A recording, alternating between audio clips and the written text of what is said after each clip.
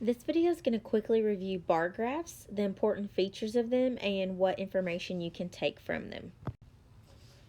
So the parts of a bar graph. The red areas are identifying the main parts that we're going to focus on.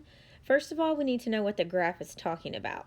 So the title is one of the really important features that you're going to be using today. Okay, so that's one thing you need to make sure you know. It tells you what the graph is talking about. Okay, another important thing is that you label your X and Y axis.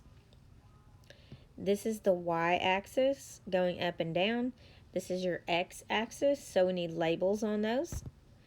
That would be your number 2 thing that you need. I'm also going to label this with letter Y, so please make sure you label yours. And I'm going to label this with X.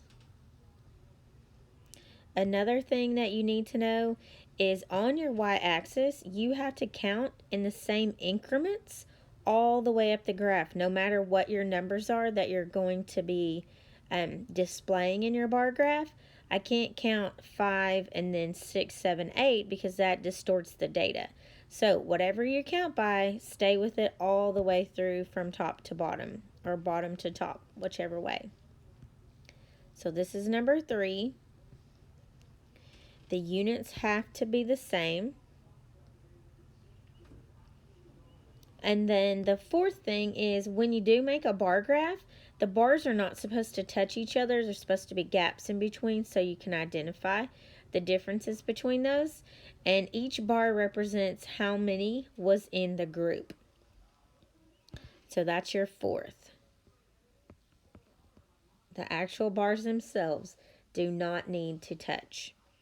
The labels, if I go back to this one real quick, this is an important thing because whatever the y-axis is, this unit up here, this one says these are the number of students.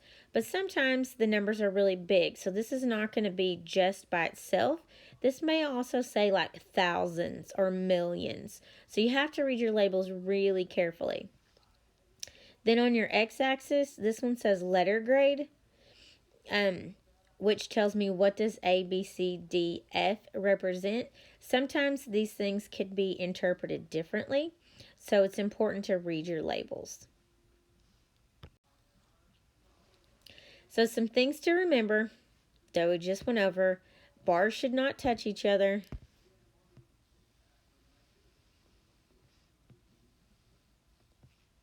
And the intervals have to be equal. The scale of the graph must be equal, so you have to count by the same number.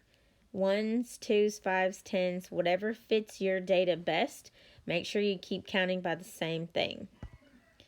And I'm just going to color this in just so it looks better. Some different ways we could use bar graphs. One thing is you can make comparison statements other than just identifying each bar individually. You can compare things.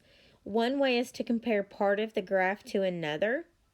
So I might only want to compare the people who got a C with the people who got an A. So that's taking one part of the graph and making a statement comparing it to the other part of the graph. So I'm going to say part to part is one way. I compare one part of the graph to another. The second way we can write comparison statements would be if I want part, whoops, I didn't do the highlighter. If I want part to whole.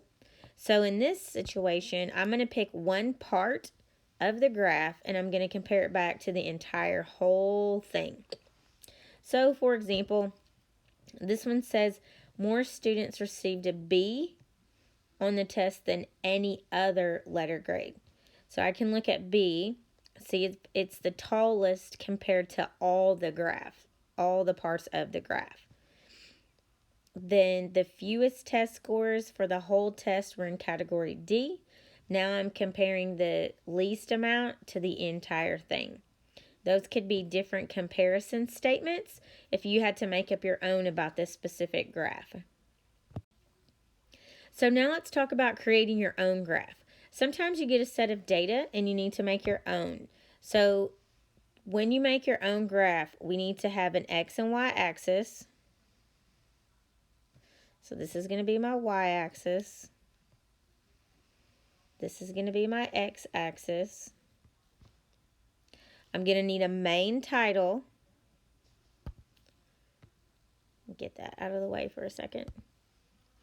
I need a main title.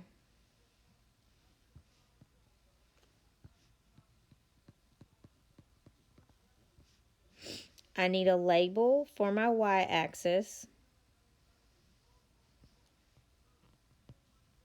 So this might be people, it might be dollars. I need a label for my x-axis.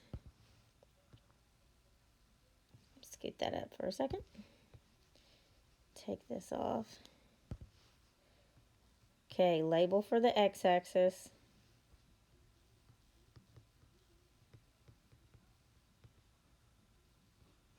I need to decide what am I going to count by. The graph should always start at 0.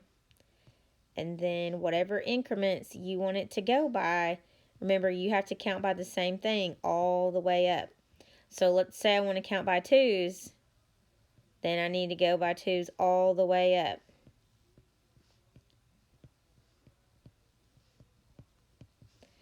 That would work if I had small numbers. Now let's say, and if you wrote this down somewhere, you don't have to erase it. But let's say I had really big numbers. Maybe it's a large quantity and I need to count so that I can get a lot higher. So maybe I want to count by 10's. So whatever I start with, I need to do it the same way all the way up. So 10, 20, 30, 40, 50, 60, 70. Maybe I want to, whatever my categories are, I need to space them out far enough that they don't touch. And then when I get ready to draw in my bars, I want to make them go up to wherever it's supposed to equal. It's a good idea to label the top of your bar or else label it on the inside. If you like to shade in the bar, you can do that and make it stand out. That would be one example. Okay, the second bar, make sure it doesn't touch. It doesn't always have to be perfect and equal. Like maybe it's in between two sections on your graph. But that would be examples. Now, when you actually make your own graph, make sure you don't just write the word title here. Put in specifically what this data is representing. Also, on your y-axis, don't just write the word label. Put what these numbers really stand for. And then the same thing for the x-axis.